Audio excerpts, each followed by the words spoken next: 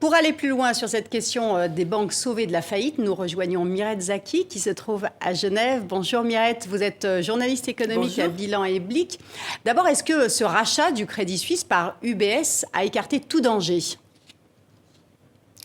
Alors, il a écarté le danger d'une sorte de spirale baissière que subissait Crédit Suisse, mais à terme, il crée un mastodonte qui pose un risque systémique évident, tant qu'il sera exposé en tout cas à des activités de marché, ce qui est évidemment le cas. C'est-à-dire, le nouveau mastodonte a les activités de marché, la banque d'affaires de Crédit Suisse, et sa propre banque d'affaires, celle d'UBS, qui sont maintenant combinées, qui vont être évidemment restructurées. Beaucoup d'activités anciennes de la banque d'affaires de Crédit Suisse vont être liquidés, mais le risque d'exposition au marché, il est toujours là.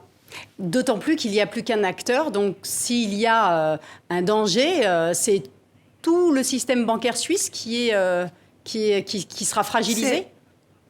Fragilisé, et pas seulement le système bancaire, le système financier mondial aussi. Il faut savoir que les banques suisses, une banque comme celle d'aujourd'hui, UBS, Crédit Suisse fusionné, ces risques dépassent très largement la Suisse. Ils dépassent le surveillant suisse, tout ce que le régulateur suisse peut surveiller, ça va bien au-delà. Pour surveiller ce type de banque, il faut une surveillance coordonnée entre plusieurs places financières, les États-Unis, l'Angleterre, l'Union européenne, bien sûr, parce que ce type de risque, il dépasse les pays et les territoires concernés. Mirette, il est très exposé au marché américain. Alors justement, expliquez-nous quels sont les marchés qui sont les plus à risque et surtout comment une banque en Suisse peut faire tomber d'autres banques ailleurs sur la planète. Alors, c'est à travers, justement, le système financier global qui est très largement mené par le marché américain. Et sur ce marché américain, il y a un système financier en particulier qui est moins réglementé que les autres. C'est celui qu'on appelle la finance de l'ombre. C'est toutes ces entités non bancaires, comme les hedge funds, les fonds spéculatifs, les brokers, les négociants, les véhicules spéciaux hors bilan. Toutes ces petites activités, c'est aujourd'hui elles qui concentrent l'essentiel de la spéculation. Tout ce qu'on n'a pas voulu corseter en 2008 lorsqu'on a réglementé les banques, on l'a laissé dans ce système non bancaire de crédit à court terme qui profite énormément des taux d'intérêt très bas. Mais quand les taux d'intérêt montent, eh bien, ça fait des victimes dans tout le système mondial, des banques du G7 en tout cas, et ça s'est importé finalement dans les bilans de banques comme Crédit Suisse et Silicon Valley Bank et bien d'autres. Parce que c'est un système qui est très, très interconnecté. Et la courroie de transmission, ce sont les taux d'intérêt. Donc, ça veut dire que la faillite du Crédit Suisse aujourd'hui, c'est en lien direct avec la crise des subprimes ? C'est le ressac de cette période encore ?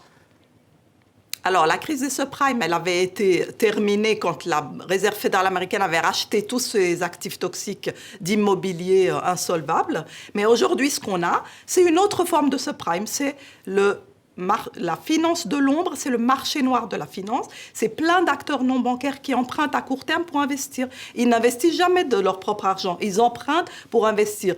Des traders, des négociants, des hedge funds qui empruntent sur un marché où vous empruntez à 24 heures, à quelques heures. Et donc, dès que les taux d'intérêt montent, ce marché se crache. Et il faut l'étudier, ce marché. Il faut s'y intéresser.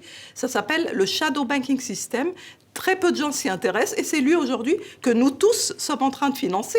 Parce que vous aussi, vous le financez à travers les taux d'intérêt de la Banque centrale européenne. Si elle crée de l'argent, si elle utilise la planche à billets pour sauver le système financier, comme elle est en train de le faire maintenant, puisqu'elle recommence à le faire, la BCE aussi, eh bien vous aussi, votre monnaie, l'euro, se dévalue, votre épargne se dévalue, le pouvoir d'achat de vos salaires aussi. Toute cette création monétaire, elle ne serait pas aussi énorme s'il n'y avait pas ce système financier extrêmement fragile et spéculatif. Mirette, à l'époque, en 2008, les gouvernements avaient dit plus jamais d'argent public. Qu'est-ce qui s'est passé avec le Crédit Suisse ? Est-ce qu'on peut dire qu'il n'y a pas un denier public qui a été engagé ? Non, on ne peut pas dire ça. Déjà, vous parliez de la casse sociale, c'est très juste. Les mises au chômage de toutes ces personnes, les replacer ailleurs, etc. Ça coûte de l'argent public, évidemment. Ensuite, les 200 milliards de liquidités garanties par la BNS, qu'est-ce que c'est ça ? C'est de la création monétaire qui va dévaluer le franc suisse. La valeur du franc a énormément chuté face à l'or. Il faut 2 fois plus de francs pour acheter la même once d'or qu'il y a 10 ans, c'est pas pour rien. Ensuite, les 9 milliards que la Confédération va donner à UBS en cas de perte.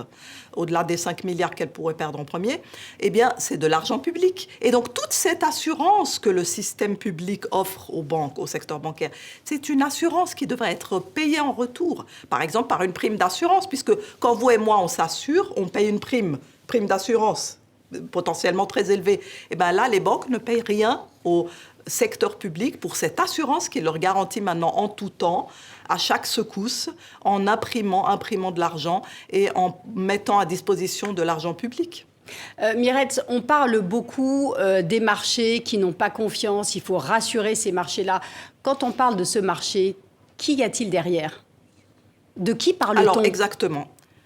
Des marchés spéculatifs très, très concentrés aux États-Unis qui ont été engraissés, si vous voulez, par 10 ans d'argent facile, de taux d'intérêt trop bas, et c'est devenu un Everest de risque, comme je l'appelle. C'est 150 000 milliards, plus que le PIB mondial, hein, de crédits à court terme, non provisionnés, peu réglementés, hyper spéculatifs, qui ne peuvent pas supporter la moindre hausse des taux d'intérêt. Or, aujourd'hui, les banques centrales doivent combattre l'inflation en relevant les taux d'intérêt. Eh bien, elles ne peuvent plus le faire à cause de cette finance débridée qu'on a laissé sauvagement se développer, tandis qu'on faisait semblant de réglementer les banques et on laissait l'essentiel en dehors des banques. Mais les banques sont exposées à ce système. Donc, cette réglementation est totalement ratée. Les grands régulateurs du G7 devraient se réunir et revoir entièrement leur manière de superviser le système financier global, puisqu'ils n'arrivent pas à le faire aujourd'hui et il leur échappe.